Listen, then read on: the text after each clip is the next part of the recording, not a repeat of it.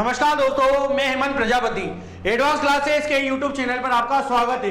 तो दोस्तों, जैसा कि अभी तक हम बीमारियों में चल रहे थे, हमने अभी तक जान लिया वायरस द्वारा होने वाले प्रमुख रोग, जीवाणु द्वारा होने वाले प्रमुख रोग और प्रोटोजोआ द्वारा होने वाले प्रमुख रोग। तो दोस्तों, आज हम इस टॉपिक में जानेंगे ट्रिक के माध्यम से ही आगे जानेंगे कवक से या फंगस से होने वाले प्रमुख रोगों के बारे में। तो दोस्तों, आ जाते हैं हमारी ट्रिक की तरफ। और सबसे पहले आप लोग जानो ट्रिक क्या है हमारे पास आज की। और ट्रिक को जानने से पहले दोस्तों, सबसे पहले जान लेते हैं कवक के बारे में। तो कवक या फंगस क्या होता है, इसके बारे में मैं आपको बता देता हूं। तो दोस्तों, फंगस के बारे में बात किया है तो साधारण सी भाषा में आप लोग सब जानते हैं फंगस क्या होता है। जैसा कि आप लोगों ने देखा होगा कि हमारे घरों में जो अचार के पात्र होते हैं, बर्तन होते हैं, इसको यदि खुला रख दिया जाए तो कई दिनों बाद उसके अंदर एक फफूंदी जम जाती है। साधारण रूप से इसे ही कवक कहा जाता है। कवक के बारे में बात की जाए तो दोस्तों देखो, कवक का जो अध्ययन होता है, स्टडी ऑफ फंगस, तो स्टडी ऑफ फंगस को क्या कहा जाता है? इसको कहा जाता है माइकोलॉजी। इसको कहा जाता है माइकोलॉजी। और दोस्तों, कवक जो है ये हमारे पादप विज्ञान के अंतर्गत आता है। और ये किस वर्ग में आता है? ये आता है थैलोफाइटा वर्ग में। थैलोफाइटा वर्ग में ये जो है कवक को रखा गया है। और कवक जो है, अगर बात की जाए इकोलॉजी में, तब भी आप लोगों ने पढ़ा था, इकोलॉजी में कवक जो है ये क्या थे? अपघटक थे। तो इकोलॉजी के अंदर कवकों का क्या काम है? अपघटक का काम होता है इकोलॉजी में, पारिस्थितिकी में। सूक्ष्म जीव होते हैं, किसी भी सूक्ष्म जीव या अवशेष का शरीर जो है उसको विघटित करने की क्षमता किसके पास है? कवक के पास है। ये आपको ध्यान रखना है। और यदि बात की जाए कि इनकी कोशिका भित्ति जो होती है किससे बनती है? कोशिका भित्ति किससे बनती है? तो दोस्तों, आप लोगों को ध्यान रखना है कि ये बनती है काइटिन से। ठीक है दोस्तों, फिर कवक के बाद हम आगे जानेंगे। यहां तक हमने कुछ कॉमन जानकारी यानी कवक के बारे में। अब दोस्तों बात करते हैं कि कवक से मनुष्य में कौन कौन सी प्रमुख बीमारियां होती है। तो दोस्तों, कवक से जो मनुष्य में बीमारियां होती है, ये बीमारियां हवा में उपस्थित कवक के जो कण होते हैं या धूल के जो कण होते हैं, उनके कारण ये हमारे शरीर को प्रभावित करती है। तो दोस्तों, आ जाते हैं हमारी ट्रिक पर और ट्रिक को देखते हैं कि इसके लिए हमारे पास क्या प्रमुख ट्रिक बनाई गई है। तो इसमें आपको प्रमुख रूप से एक ट्रिक बताई और इसमें बताया गया है, यहाँ पर क्या लिख रहा है? गंजा दामाद खाए फ्रूट। केवल एक इतनी सी ट्रिक आपको याद रखनी है। और इस ट्रिक में आप लोगों को जो प्रमुख रोग हैं जो कवक से होने वाले, वो सभी आप लोगों को कहां पर मिल जाएंगे? केवल इस ट्रिक में। तो आप लोगों को क्या ट्रिक याद रखनी है? केवल गंजा दामाद खाए फ्रूट। केवल इतनी सी ट्रिक का आप लोगों को याद रखना है। तो आते हैं दोस्तों और इस ट्रिक में आगे बढ़ते हैं।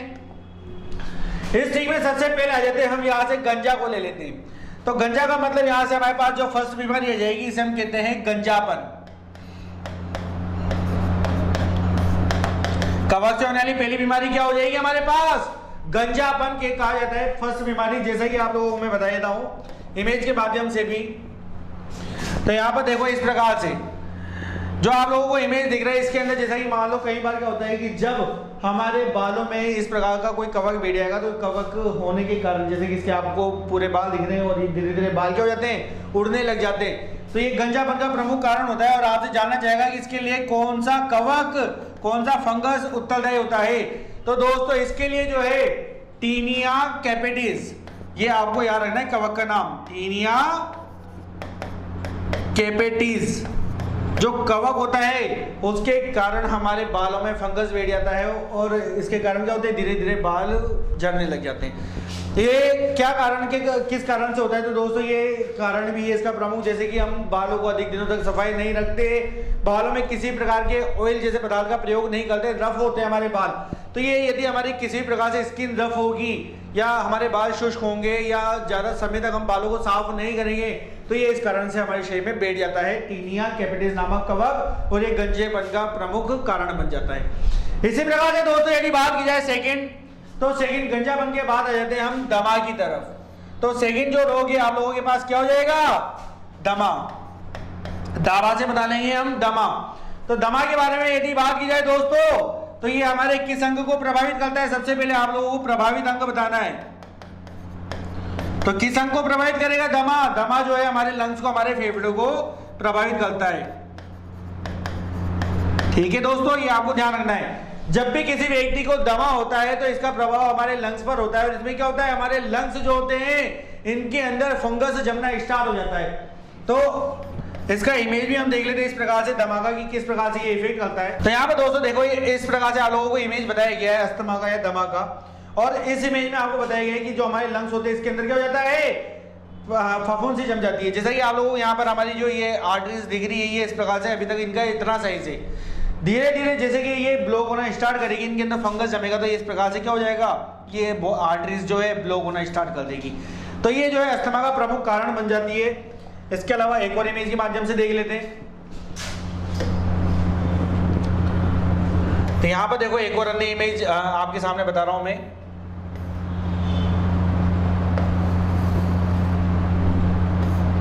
इस प्रकार से ये जो इमेज है ये आपके लंग्स को, यहाँ पर लंग्स देखने के लिए ये इमेज बताया मैंने कि हमारा जो लंग्स है इसको क्या कर देता है, इफेक्ट कर देता है। अब बात की जाए दोस्तों दमा का जो प्रमुख कवक है इसका क्या नाम है, तो इसका नाम है एस्परजिलियस फ्यूमिगेट्स। तो एस्परजिलियस फ्यूमिगेट्स नामक जो हमारे पास कवक या फंगस होता है उसके कारण से दमा जो है हमारे शरीर में ट्रांसप्लांट हो जाता है और हमारे लंग्स को इफेक्ट करता है। आगे बढ़ते हैं दोस्तों, और दमा के बाद आ जाते हैं आगे, और हमारे पास अब दमा से बढ़ता है आगे का जो शब्द है द। तो द से हम बना लेंगे क्या, द से हम बना लेंगे दांत, जिसे कहा जाता है रिंगवॉर्म। तो दांत के बारे में बात की जाए तो दांत का जो इफेक्ट होता है, प्रभाव कहां पर होगा दोस्तों, दांत का जो प्रभाव होता है ये सारा प्रभाव होता है हमारी स्किन पर, हमारी त्वचा पर। यदि किसी भी व्यक्ति की त्वचा रफ होती है तो उस त्वचा पर इस प्रकार की प्रॉब्लम्स देखने को मिल जाएंगे। इसलिए क्या होता है, हमारी दाद से बचाव के लिए बताया गया है कि यदि हम हमारी स्किन को ऑयल लगा के रखते हैं तो ये जो है दाद से संबंधित बीमारियां हमारी त्वचा पर इफेक्ट नहीं करेगी। लेकिन यदि हमारी त्वचा कैसी हो जाती है, रफ हो जाती है, बिल्कुल शुष्क हो जाती है, तो इस कंडीशन में कौन सी बीमारी लग सकती है, दाद जो है हमारी स्किन पर हो सकते हैं। जैसा कि आप लोगों ने देखा होगा दाद इस प्रकार से, इमेज में भी देख लेते हैं कि हमारी स्किन पर इस प्रकार से एक माला जैसी संरचना बन जाती है। दिख रहा है दोस्तों यहाँ पर आप लोगों को, तो ये एक माला जैसी संरचना बन जाती है हमारी स्किन पर, ये दाद का प्रमुख कारण है। और यदि बात की जाए कि इसका उत्तरदायी कवक क्या है, कौन से कवक के कारण हो रही है, तो इसके कवक का नाम है ट्राइकोफाइटन। ट्राइकोफाइटन नामक जो है इस कवक के कारण जो है ये हमारे शरीर में ट्रांसप्लांट होता है, ये आपको ध्यान रखना है। ठीक है दोस्तों, तो अब बात करें दाद के बाद आ जाते हैं हमारे पास क्या बच रहा है, हमारे ट्रिक में बच रहा है खाए। तो हम आ जाते हैं खाए की तरफ। तो खाए से हम क्या बना लेंगे दोस्तों, खाए से बना लेंगे हम खाज। आपने सुना होगा दाद, खाज, खुजली। तो इसी प्रकार से खाज जो है ये भी एक प्रमुख बीमारी है जो कि कवक या फंगस के माध्यम से शरीर में पहुंचती है। और इसका भी प्रमुख कारण है कि यदि हमारी त्वचा क्या हो जाएगी, शुष्क हो जाएगी या रफ हो जाएगी, तो ये बीमारियां ज्यादा प्रभावित करेगी हमारी त्वचा को।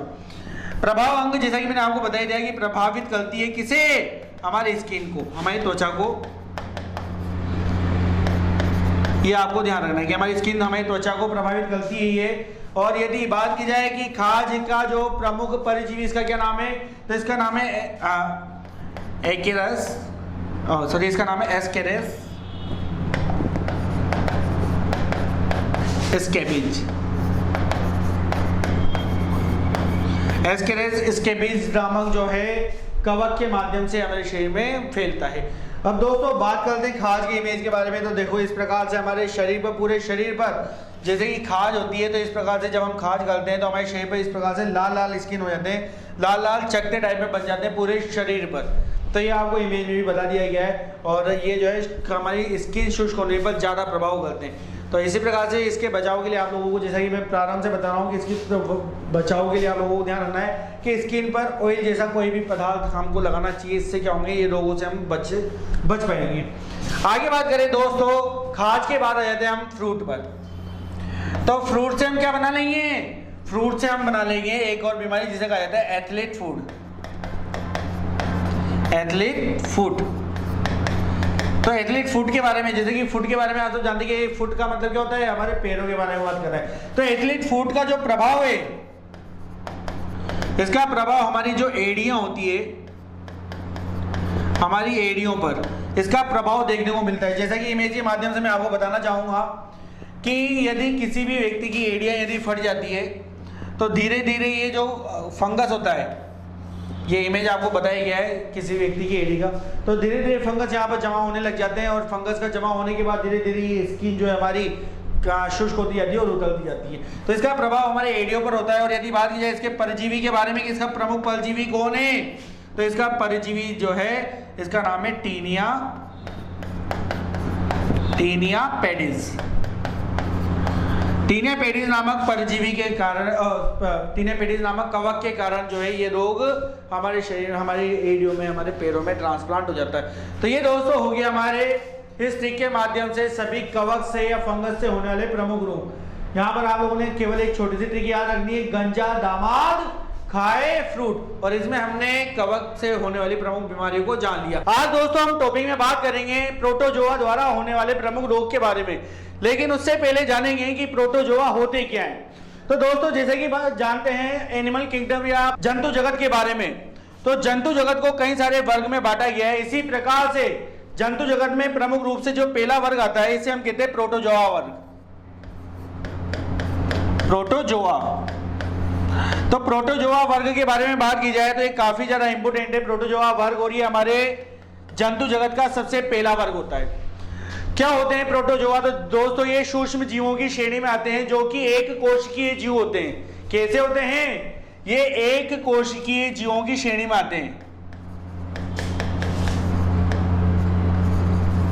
एक कोशिकीय जीव होते हैं ये। अब ये जो प्रोटोजोआ होते हैं तो इनकी एक प्रमुख खास बात है कि ये हमेशा किसी अन्य जीव से अपना पोषण प्राप्त करते हैं। क्या करते हैं? किसी अन्य जीव से अपना पोषण प्राप्त करते हैं, उन पर हमेशा निर्भर होते हैं। तो ये अपना जो पोषण है अन्य जीवों से प्राप्त करते हैं, उनके शरीर पर जीवित रहकर उनको हानि पहुंचाए बिना उनके शरीर में उपस्थित रहते हैं और उनसे क्या करते हैं? अपना पोषण भी प्राप्त करते हैं, और उनके माध्यम से ये बीमारियों के रूप में हमारे शरीर में ट्रांसप्लांट होते हैं। जैसे कि आप लोगों सब जानते होंगे प्रोटोजोआ में कि जैसे कि मान लेते हैं कि एक बीमारी हमारे पास मलेरिया, आप सब जानते हैं कि मलेरिया जब भी किसी को होता है तो इसका जो वाहक होती है वो होती है मादा एनाफिलिस। लेकिन मादा एनाफिलिस क्या करती है? केवल काटती है।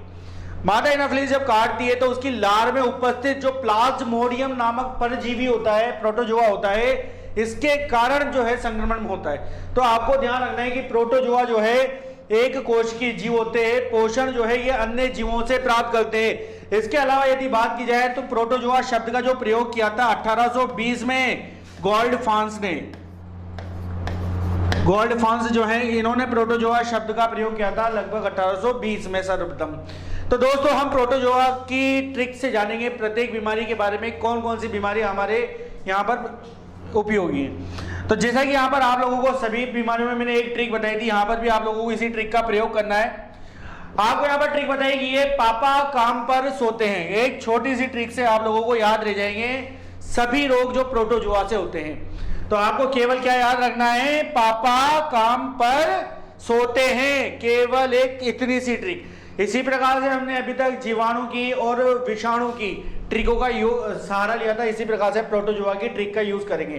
तो पापा काम पर सोते हैं, इस ट्रिक को आगे बढ़ाते हैं और यहाँ पर हम देखते हैं कि इससे हमारे पास कौन कौन सी बीमारियां बनती है। सबसे पहले पापा को ले लेते हैं हम। पापा को लिए इसे हम कहते हैं पायरिया। तो सबसे पहली जो बीमारी हो जाएगी आप लोगों को क्या बतानी है? पायरिया। तो दोस्तों आप सब जानते होंगे कि पायरिया जो है ये बीमारी हमारे शरीर के किस पार्ट को प्रभावित करती है। सबसे पहले आपको इसमें यही जानना चाहेगा कि पायरिया जो है हमारे शरीर के किस पार्ट को प्रभावित करती है। तो दोस्तों पायरिया के बारे में बात की जाए तो ये जो है मसूड़ों को, हमारे जो गम्स होते हैं मसूड़े, उनको प्रभावित करती है सबसे ज्यादा। आप लोगों को ये ध्यान रखना है, जब भी किसी व्यक्ति को पायरिया होता है तो मसूड़ों में क्या होता है? रक्त आना, मसूड़ों से गंध आना या मसूड़ों में दर्द होना, जिसकी शिकायत इसमें देखने को मिलती है। जैसा कि दोस्तों इमेज के माध्यम से भी देखते हैं यहाँ पर पायरिया रोग जो है। तो यहाँ पर देखो दोस्तों आपको बताया गया है पायरिया रोग के बारे में कि इसमें इस प्रकार से मसूड़ों से रक्त आना, दांत जो है यहाँ पर मुंह से गंध आना, ये सभी जो है किसके लक्षण है? पायरिया के लक्षण है। अब बात की जाए दोस्तों इसके अलावा कि पायरिया जो है इसके प्रमुख परजीवी का क्या नाम है? इसके परजीवी या प्रोटोजोआ का क्या नाम होता है? तो दोस्तों अगर बात की जाए इसके परजीवी प्रोटोजोआ के बारे में कि क्या नाम है, तो इसका नाम है एंट अमीबा जिंजीवैलिस।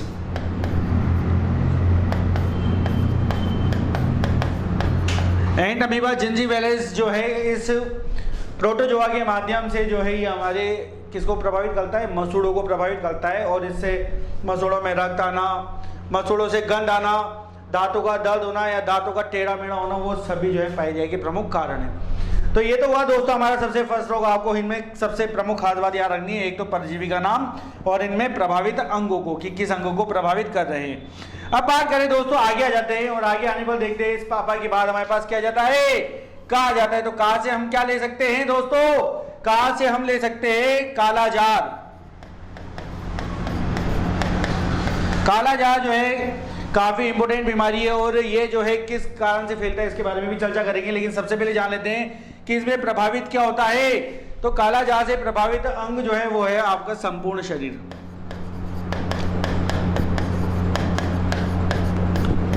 क्या होता है? संपूर्ण शरीर प्रभावित हो जाता है कालाजार से। और यदि बात की जाए दोस्तों तो ये जो कालाजार है, इसे नाम कालाजार इसलिए दिया गया है, इसमें शरीर जो है, शरीर का रंग कैसा हो जाता है?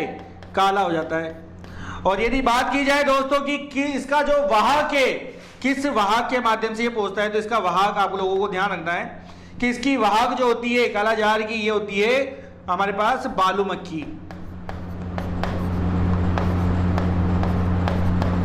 तो बालू मक्खी जो है इसके काटने से ये हमारे शरीर में ट्रांसप्लांट होता है।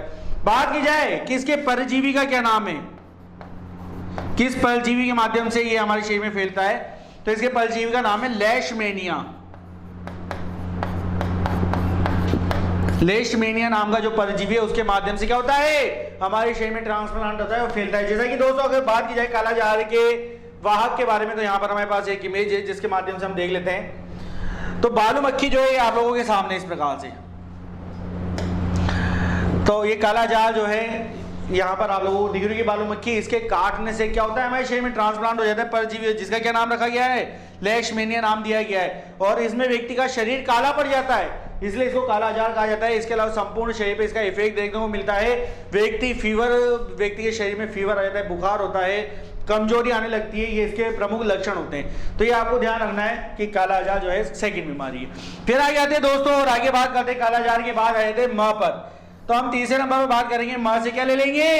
मलेरिया।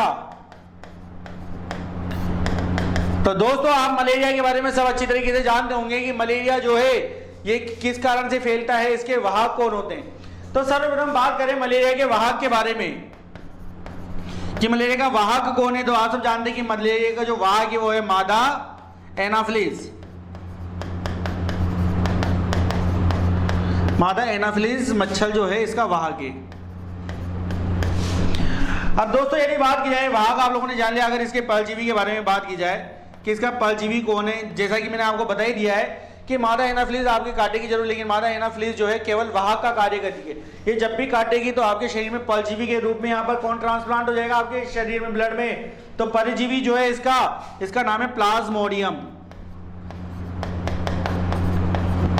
तो प्लाज्मोडियम नामक परजीवी के माध्यम से ये हमारे शरीर में ट्रांसप्लांट हो जाता है। और आप सब जानते हैं मलेरिया के बारे में कि मलेरिया जो है इसमें भी व्यक्ति को क्या होता है? कमजोरी आने लग जाती है, फीवर होते हैं और शरीर जो है कमजोर पड़ने लग जाता है।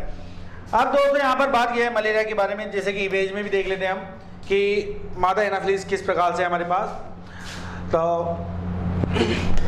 यहाँ पर इमेज में सबसे पहले मैं आपको बता देता हूँ कि इसके लक्षण। तो दोस्तों जैसा कि आप लोगों को यहाँ पर दिख रहा होगा एक इमेज, इस इमेज में जैसा कि हम देखें तो यहाँ पर आप लोगों को दिख रहा होगा कि इसके लक्षण में आंखों के पीछे के हिस्से में दर्द होता है, उल्टी आना, इसके अलावा मांसपेशियों में दर्द, शरीर कमजोर हो जाता है, 103 डिग्री से ज्यादा का बुखार रहता है सिर के अगले भाग में, नाक कान मसूड़ों से रक्त आना प्रारंभ हो जाता है इस बीमारी में।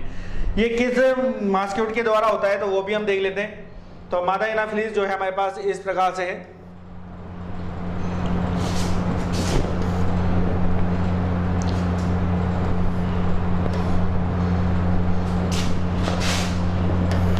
तो दोस्तों इस प्रकार से जो मादा एनाफिलिस है ये इस प्रकार से हमारे सामने उपस्थित है। तो इसका इमेज भी आप लोग देख लो कि इस प्रकार से मादा एनाफिलिस जो है हमारे शरीर को प्रभावित करती है। तो ये हमने बात करी मलेरिया के बारे में। दोस्तों आगे बात करते हैं नेक्स्ट, माँ के बाद आए थे पर। तो ये जो पर यहाँ पर ये एक साइलेंट शब्द है। इसके अलावा हम बात करेंगे नेक्स्ट सोते के बारे में। तो सोते से पर जो है पर से भी हम ले लेते हैं। पर जो है यहां से हम ले लेते हैं पेचिस।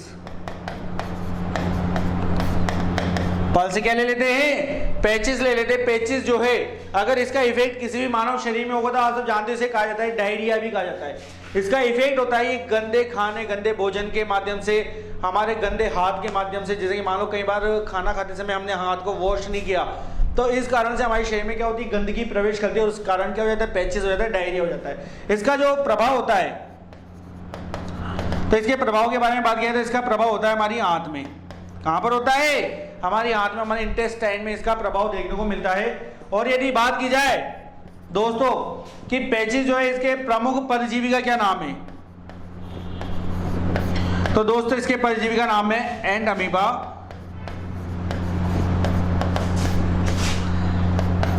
हिस्टोलाइटिका। एंड हिस्टोलाइटिका जो है इस प्रकार के परजीवी के माध्यम से होता है। हमारे जो शरीर में है डाइजेशन में प्रॉब्लम हो जाती है इसके अंदर, जैसा कि इमेज के माध्यम से भी यदि देखें इसे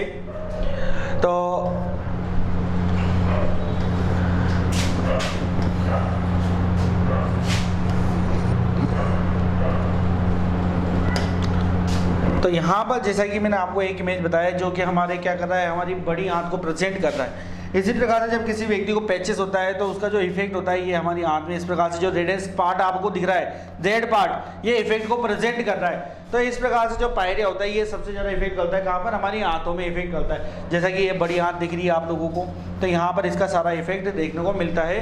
भोजन का डाइजेशन सही नहीं होता और व्यक्ति को जो है बार बार दस्त आना, उल्टी आना, इस प्रकार के लक्षण इसमें दिखाई देते हैं। ठीक है दोस्तों, फिर आते हैं यहाँ पर लास्ट जो है, जैसा कि मैंने आपको बताया। अब जो लास्ट हमारे पास है वो क्या है, सोते। तो इसका मतलब जो लास्ट फाइनल ट्रिक में हमारे पास बच रहा है ये है सोने की बीमारी। सोने की बीमारी है, इसे आप कह सकते हो निंद्रा रोग भी कहा जाता है, निंद्रा रोग। ठीक है, इसे कहा जाता है स्लीपिंग सिकनेस। तो स्लीपिंग सिकनेस के बारे में बात की जाए या सोने की बीमारी या निंद्रा रोग के बारे में बात की जाए तो काफी ज्यादा इंपॉर्टेंट है। इसमें क्या होता है, जब भी ये बीमारी किसी व्यक्ति को होती है तो उसको बार बार जो है निंद्रा आती रहती है। मतलब उसको क्या होता है, बार बार निंद्रा आती रहती है, शरीर तो कमजोर रहता ही है, बार बार वो क्या करेगा, सोता रहेगा। अब बात की जाए कि ये किस कारण से फैल रहा है सोने की बीमारी, तो इसकी जो वाहक के बारे में बात की जाएगी। इसका वाहक कौन है, तो इसका जो वाहक है वो है सीसी मक्खी। सीसी मक्खी जो है इसकी वाहक कहलाती है। और इसका जो प्रभाव है, प्रभाव भी जान लेते हैं कि इसका प्रभाव हमारे शरीर के किस भाग पर पहुंचता है। तो इसका संपूर्ण प्रभाव हमारे मस्तिष्क पर होता है। ये आपको ध्यान रखना है कि सोने की बीमारी, बार बार इंसान सो रहा है तो इसका सारा प्रभाव कहां पर होगा, उसके ब्रेन पर होगा, उसका मस्तिष्क पर होगा। सीसी मक्खी के द्वारा ये फैलता जरूर है, लेकिन यदि बात की जाए कि इसके परजीवी का नाम क्या है, तो इसके परजीवी का नाम है ट्रेपोनासोमा। तो ये आपको ध्यान रखना है कि इसके परजीवी का नाम जो है क्या है, ट्रेपोनासोमा के नाम से इसके परजीवी का नाम है। अब दोस्तों यदि बात की जाए कि सोने की बीमारी की किस प्रकार से इमेज के बारे में बात की जाए, तो यहाँ पर आप लोगों को देखो एक इमेज बता रहा हूं मैं। यहाँ पर ये जो इमेज है इसके अंदर आप लोगों को बताया गया है कि जैसे कि इसका जो इफेक्ट होता है ये हमारे इस प्रकार से ब्रेन में यहाँ पर इफेक्ट होता है। ये ज्यादातर जो है अफ्रीकी देशों में होने वाली बीमारी है। साउथ अफ्रीका साइड या अफ्रीकी देशों में ये ज्यादातर बीमारी देखने को मिलती है। ये जो है आप लोगों को जैसा कि दिख रही है, मैंने आपको बताया कौन सी मक्खी के द्वारा है, सीसी मक्खी। तो सीसी मक्खी के अंदर उपस्थित होता है। ये कौन सा परजीवी आप लोगों को बता दिया, ट्रेपोनासोमा। ये परजीवी जो है ट्रांसप्लांट हो जाता है मानव शरीर में और उसको क्या होता है, निंद्रा आती रहती है। तो ये एक निंद्रा रोग है, इसके अंदर व्यक्ति जो है सोता ही रहता है। तो ये दोस्तों हमारे प्रोटोजोआ से संबंधित कुछ प्रमुख बीमारियां थी जो कि आप लोगों के सामने कंप्लीट होगी। ये बीमारियां पेपर में कई बार आप लोगों से जाना जाता है और इस ट्रिक के माध्यम से ये बीमारियां आप लोग आसानी से याद रख पाओगे। तो दोस्तों आज के लिए बस इतना ही, फिर मिलते हैं अगली क्लास में नए टॉपिक के साथ। धन्यवाद।